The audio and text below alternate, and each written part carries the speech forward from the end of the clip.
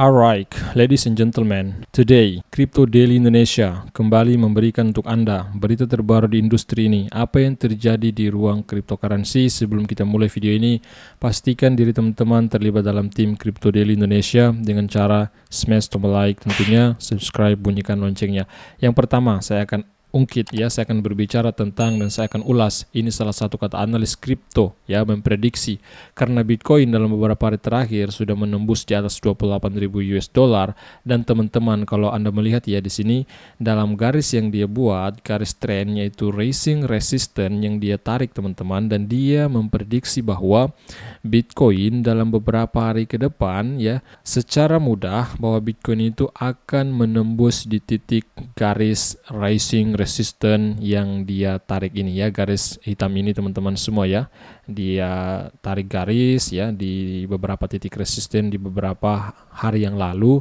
Nah, setelah dia menarik garis, kemudian dia memprediksi bahwa si Bitcoin ini di beberapa hari ke depan kemungkinan mampu masuk mampu melewati garis trend ini, garis rising resistance yang dia buat ini. Apa yang dia katakan? Bahwa BTC telah berhasil ditutup setiap hari di atas kotak merah. Dan kemudian dia katakan setiap penutupan Bitcoin berhasil menutup di atas kotak merah yang ini teman-teman yang dia buat. Bitcoin itu dalam satu hari terakhir dia si Bitcoinnya mampu menutup harga harian di atas kotak hitam ini. Dan kemudian sekarang penurunan untuk pengujian ulang bagian atas kotak merah mungkin sedang berlangsung. Tes ulang yang berhasil di 27.600 US dollar di satu hari yang lalu. Di beberapa jam yang lalu Bitcoin kembali mengalami penurunan teman-teman semua koreksi sedikit sampai di kisaran 27.600-an US dollar per BTC-nya. Tidak hanya akan menyiapkan BTC untuk kunjungan ulang untuk 28.000 US yang lebih tinggi, tapi juga membatalkan head and shoulders seperti itu apa yang dia ungkapkan. Saya pikir ini penting untuk saya sampaikan kepada teman-teman semua. Kita beri like, yang kemudian saya akan ungkit juga, saya akan berbicara updatean dari sentimen, karena sentimen salah satu analitik kripto, perusahaan analitik kripto yang saya pikir dia selalu memberikan kita updatean terbaru yang menarik, sehingga ini penting untuk saya sampaikan untuk Anda.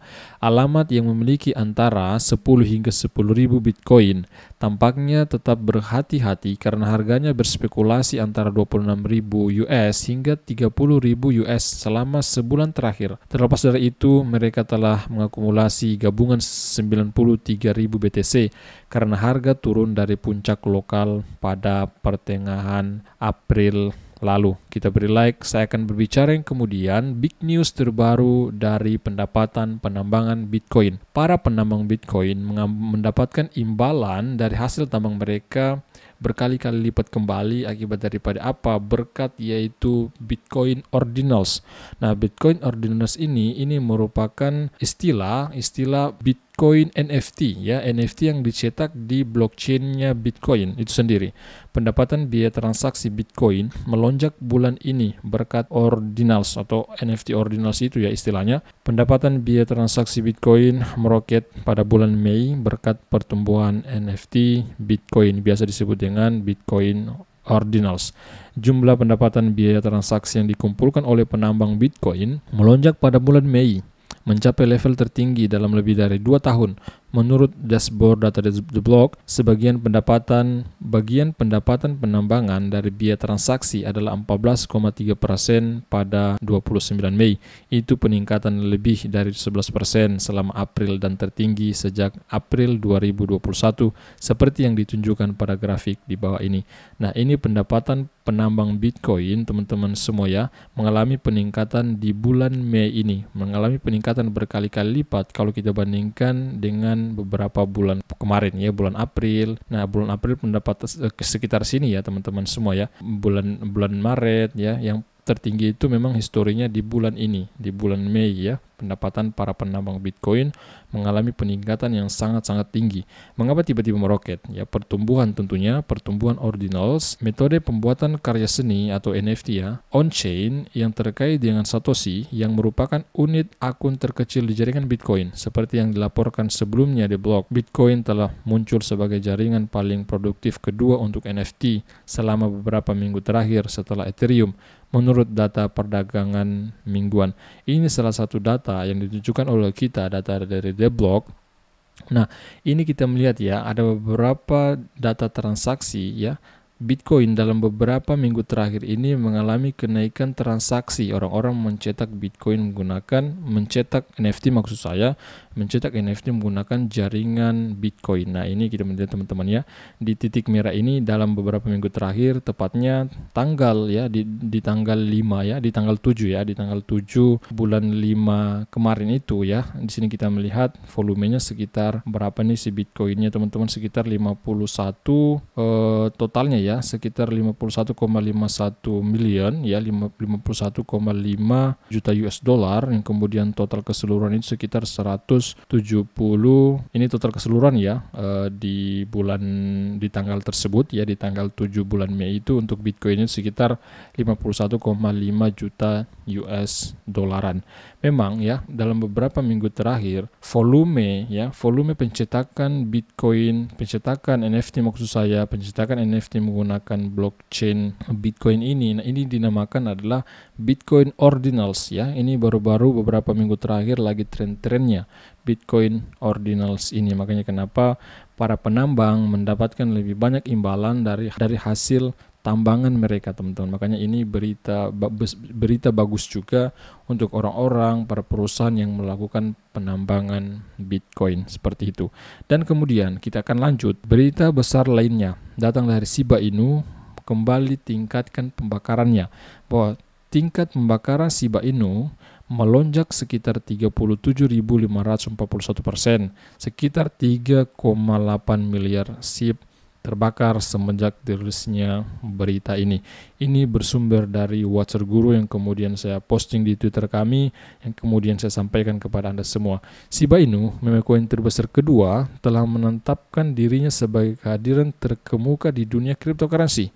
Di balik tim Shiba secara konsisten menunjukkan komitmen mereka terhadap pengembangannya, terbukti dengan inisiatif seperti program pembakaran Shiba Inu. Pembakaran SHIB tetap relatif stabil dalam beberapa hari terakhir dengan miliaran token SHIB dibakar setiap hari, khususnya telah menjadi lonjakan sekitar 37.541% dalam laju pembakaran dalam 24 jam terakhir. Lebih dari 3,8 miliar SHIB Inu dibakar. Menurut perincian dari Seaborn, tingkat pembakaran telah melonjak lebih dari 37.000% dalam 24 jam terakhir. Selama periode ini, sekitar 3,82 miliar SHIB dikirim ke dompet mati. Tujuannya untuk apa dilakukan pembakaran? Agar mengurangi supply yang beredar di market ya. Ketika supply berkurang, kemudian demand, teman-teman semua ya, permintaan meningkat, maka ini yang kemudian mengakibatkan kenaikan harga suatu aset kripto ketika juga didukung oleh berita-berita secara makro, secara mikro, maka bisa mengakibatkan semakin cepatnya harga Bitcoin ini dikompa. Artinya semakin mengalami kenaikan, teman-teman semua ya, seperti itu. Yang kemudian saya akan berbicara tentang berita terbaru dari Rusia. Baru-baru ini Rusia menggunakan pertukaran kripto untuk menyelesaikan transaksi lintas batas mereka. Rencana negara Rusia untuk menggunakan pertukaran kripto, teman-teman semua, untuk melakukan transaksi lintas batas antar negara. Seperti itu yang kemudian Bridge, salah satu negara gabungan dari Bridge, yaitu Bridge ini ya, singkatan dari Brazil, Rusia, India, China, dan juga Korea Selatan atau South Africa. Presiden Brazil yang namanya Lula menyarankan mata uang perdagangan selain dolar Amerika Serikat. Jadi saat ini ya, beberapa negara sudah mulai meninggalkan dolar Amerika Serikat sebagai transaksi internasional mereka. Ya, teman-teman, makanya kenapa saat ini ancaman besar bagi dolar Amerika Serikat.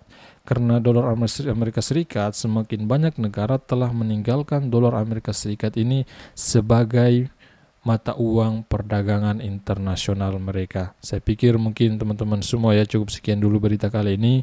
Semoga informasi kali ini menambah wawasan Anda di industri ini, di ruang kripto, apa yang terjadi di industri cryptocurrency. Dengan saya Sofyan, owner Crypto Daily Indonesia. See you tomorrow my friend. Bye-bye.